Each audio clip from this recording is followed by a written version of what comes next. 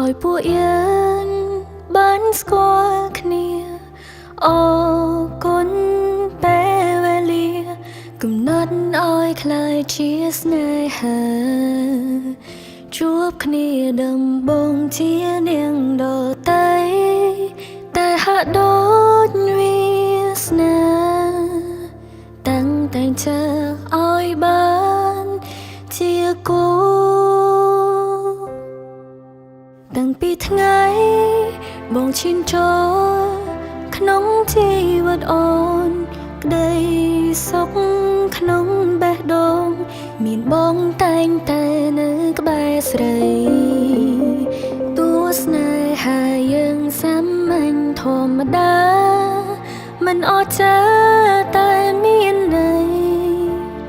មានតម្លៃក្នុងជីវិតអូនយើងធ្លាប់សន្យាសម្រេចបំណងប្រាថ្នាដែលធ្លាប់សញ្ចា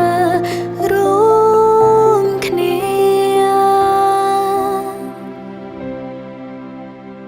ជា